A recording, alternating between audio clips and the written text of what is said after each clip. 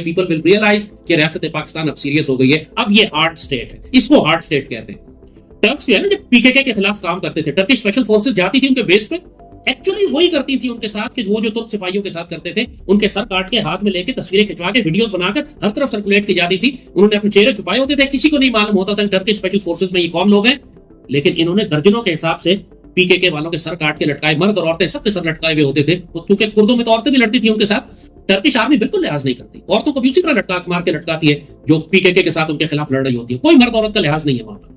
यहां पर भी बीएलए औरतों को आगे लाने की कोशिश कर रही है। वो औरतें जो बीएलए के एक इंफॉर्मेशन वॉर और पॉलिटिकल फेस के तौर पर सामने आ रही है, मारंग लागोटाय और समीदीन, इनको उसी तरह लटकाएं जिस तरीके से आप बीएलए के किसी दहशतगर्द को लटकाते हैं। ये औरतें नहीं है, they have lost their right of being a woman.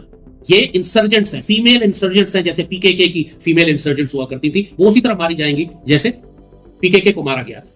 तो बीएलए की जितनी भी ये औरतें फ्रंट फेस आ रहा है, you have to actually eliminate. मारंग को रखा हुआ किस लिए? लटका दे।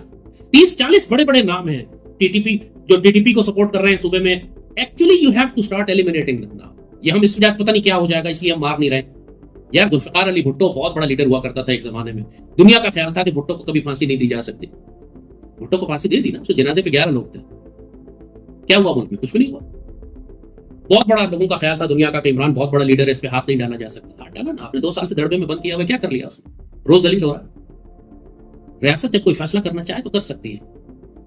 आपको वो तमाम एलिमेंट्स, कुलभूषण यादव को हमने किस लिए गिरफ्तार करके रखा हुआ है? किस लिए पाल रहे हैं उसको? क्या स्ट्रेटेजिक बेनिफिट है हमको? उसको सजाए मौत हो चुकी है, सजाए मौत देते क्यों नहीं? कुलभूषण यादव को आरसीडी हाईवे पर लाए, फायरिंग स्क्वाड के आगे रखे, मार के लटका दें।